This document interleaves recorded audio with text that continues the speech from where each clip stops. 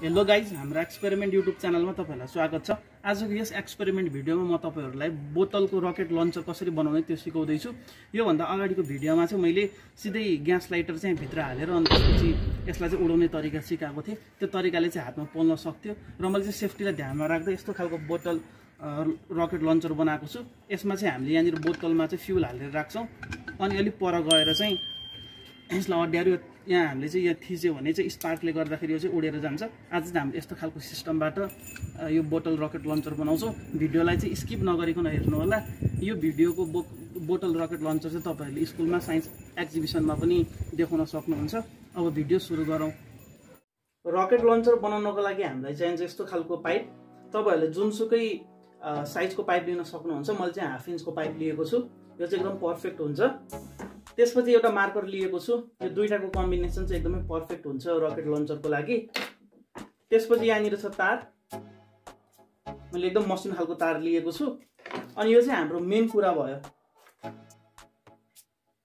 यो त्यो लाइटरमा आउने झिल्का निकाल्ने खालको डिभाइस भयो। यो जुनसुकै 15 रुपैयाँ पर्ने लाइटरमा पाउँछ यो सजिलोसँग।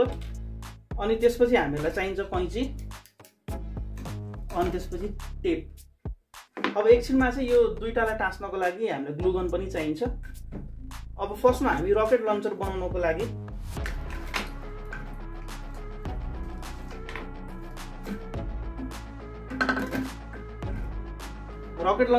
लागि अब यो तारलाई लिएर हामीले यहाँबाट छिराउँछौँ यसरी।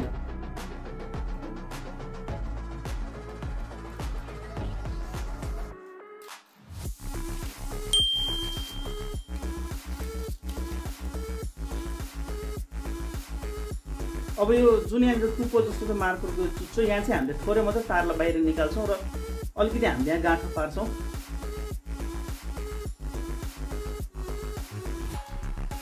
अझ गाँठो पार्दाखेरि यहाँ तपाईँले देख्न सक्नुहुन्छ अलिकति लामो खालको भाग यहाँ तारको बाँकी छ।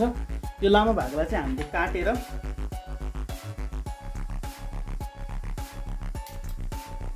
अनि त्यसपछि यसलाई हामीले छिल्छौँ। यहाँ चाहिँ हामीले यसको भित्रपट्टिको तारलाई चाहिँ बाहिरपट्टि एक्सपोज गर्नुपर्ने हुन्छ। यसरी यो एक्सपोज गर्नुपर्ने हुन्छ भित्रपट्टिको चाहिँ तामालाई। अब यति भइसकेको छ। त्यसपछि अब यो जुन स्पार्क क्रिएट गर्ने खालको यो डिभाइस छ हामीले यसलाई यहाँ चाहिँ कनेक्ट गर्नुपर्ने हुन्छ। त्यसको लागि यहाँ अलिकति लामो खालको चाहिँ हामीले तार निकाल्नुपर्ने हुन्छ यो बाहिरपट्टिको बोक्रा खुइल्याएर। सो जुन उयो चाहिँ स्पार्क क्रिएट गर्ने डिभाइस छ यसको चाहिँ मुनिपट्टि यो फलामको जुन भाग छ यो गोलो खालको यसमा चाहिँ हामीले यो तारलाई मजाले घुमाउनु पर्ने हुन्छ। मैले चाहिँ रातो कलरको तारलाई चाहिँ यहाँनिर घुमाएको छु।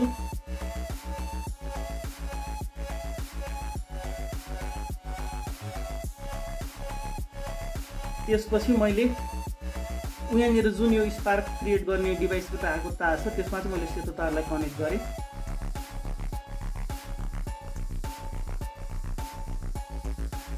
यहाँ तपाईँले देख्न सक्नुहुन्छ कनेक्सन चाहिँ एकदमै सिम्पल छ। सो एउटा तारलाई चाहिँ स्पार्क क्रिएट गर्ने यो डिभाइसको यो फलामको बेसमा कनेक्ट गर्ने, अर्कोलाई चाहिँ यसको तारमा कनेक्ट गर्ने। त्यसपछि यसमा मजाले टेप लाउनु पर्ने हुन्छ। टेप लाउँदाखेरि चाहिँ यो कुनै पनि पार्टहरू चाहिँ देखिनु हुँदैन हामीले यो कनेक्ट गरेको पार्टहरू।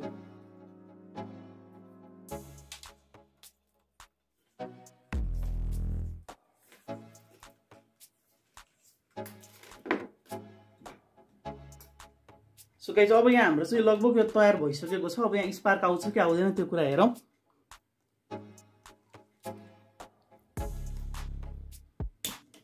सो यसलाई स्पार्क निकाल्नको लागि चाहिँ यो दुईटा तारलाई चाहिँ अलिक नजिक लानुपर्छ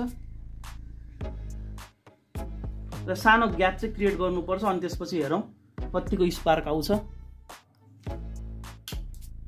देख्न सक्नुहुन्छ यहाँ स्पार्क आइरहेको छ। मैले तपाईँहरूलाई चाहिँ लाइट अफ गरेर देखाएँ। यहाँ चाहिँ स्पार्क आउनु पर्ने हुन्छ। स्पार्क आएन भने चाहिँ फेरि यसले काम गर्दैन। यहीँबाट आइरहेको स्पार्कले गर्दा हाम्रो फ्युल बल्छ र रकेट उड्छ। एकदमै राम्रो बनेको छ यो। अब त्यसपछि यो पाइपमा चाहिँ हामीले जुन यो स्पार्क आउने डिभाइसमा कनेक्ट गरेको त्यसलाई छिराएर अनि हामीले कनेक्सन मिलाउँछौँ।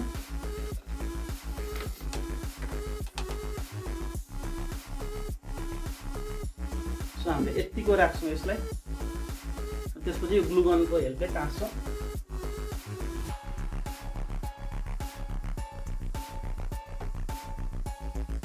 सो हाम्रो लगभग यो तयार भइसक्यो। त अब यसलाई एकछिन हामी सेलाउन दिन्छौँ यहाँनिर। सो गाइज हाम्रो यो चाहिँ तयार भइसकेको छ। अब यो रकेट लन्चरबाट चाहिँ यो बोतलवाला रकेटलाई लन्च गर्दाखेरि चाहिँ हातमा पोल्दैन। मैले योभन्दा अगाडिको भिडियोमा चाहिँ सिधै हातबाट ग्यास लाइटरले बालेर जुन रकेट बनाएको थिएँ त्यसले चाहिँ पोल्न सक्थ्यो। अब हामीले सेफ्टीलाई चाहिँ ध्यानमा राख्दै यस्तो खालको रकेट लन्चर बनाएको छौँ। अब यसलाई टेस्ट गर्नको लागि हामी बाहिर जान्छौँ। अब तपाईँहरूले चाहिँ यसलाई अड्याउनको लागि चाहिँ यसको बेसमा काठलाई पनि टाँच्न सक्नुहुन्छ, नत्र भएदेखि यतिकै अब खुल्ला ठाउँमा गएर दुईतिरबाट इँटाले ढुङ्गाले हामीले थिचेर यसलाई अड्याउन पनि सक्छौँ। मैले चाहिँ इँटाले थिचेर अड्याउँछु यसलाई। ल गाइज हामी ओपन ठाउँमा आइसकेको छौँ। अब यो रकेट लन्चरलाई अड्याउनको लागि यहाँ इँटा मैले लिएको छु। यो यसलाई मैले यसरी परपेन्डिकुलरली राख्छु। त्यसपछि यो इँटाले यहाँ यसरी थिचिदिएपछि यो अड्डिन्छ र अड्डिसकेपछि अब एकछिनमा हामीले पर रकेट उडाउनको लागि तारलाई अलिक पर लगेर अनि यसलाई थिच्छौँ। त्यसपछि झिल्का आउँछ र हाम्रो रकेट उड्छ। अब त्यसको लागि चाहिँ रकेट बनाउनको लागि बोतलमा हामीले थोरै यो सेन्ट हाल्छौँ। यसलाई हल्लाएर अब यहाँ राख्छौँ। अब हामीले अलिकति पर गएर यसलाई लगेर थिच्छौँ अनि त्यसको रकेट चाहिँ माथि उड्छ।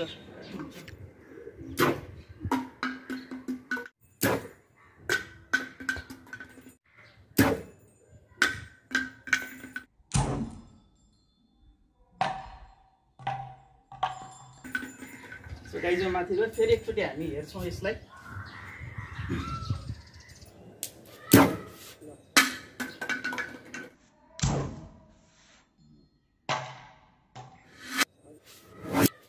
गाइज तपाईँहरूलाई चाहिँ बोतल रकेट लन्चर कस्तो लाग्यो त्यो कुरा तल कमेन्टमा लेख्नु होला। तपाईँहरू हाम्रो च्यानलमा नयाँ हुनुहुन्छ भने च्यानललाई सब्सक्राइब गरिदिनु होला। हाम्रो भिडियो मन परेको छ भने भिडियोलाई लाइक गरिदिनु होला र भिडियो हेरिदिनु भएकोमा हजुरहरूलाई धेरै धेरै धन्यवाद।